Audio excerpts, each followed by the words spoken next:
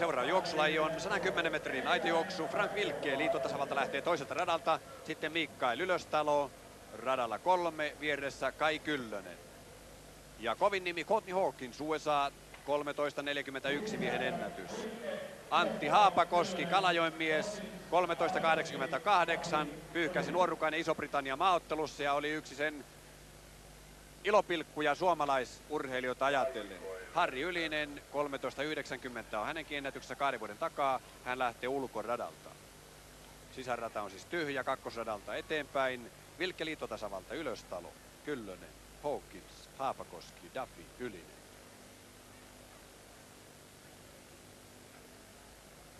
Haapakoski radalla 6, hän on huippulahjakkuus. Hän on juniorien Euroopan mestari viime kesältä. Ja näin lähdettiin liikkeelle. Seurataan valkopaitaisen Haapakosken etenemistä. Hänen vieressään punaisuinen Hawkins horjahti siinä hiukan, mutta johtaa. Haapakoski tulee erittäin mukavasti. Hawkins tämä juoksu voittaa ja Haapakoski ottaa kakkostilan. Hyvä. 13.79 veti tämä 13.41 mies Courtney Hawkins. Mutta hyvin tuli jälleen tämä nuori poika Antti Haapakoski. Iso-Britannia maaottelussa siis 13.88 oma henkilökohtainen ennätys.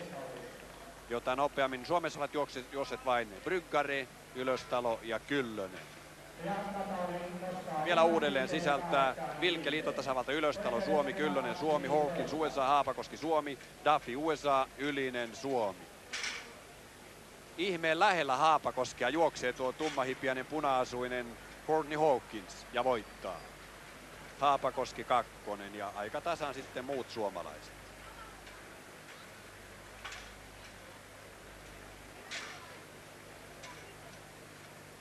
Ja vielä kelataan samaa. Seurataan nyt vielä miten siellä Mikael Ylöstalo ei ole päässyt kuntoon ja hän jää viimeiseksi tässä juoksussa.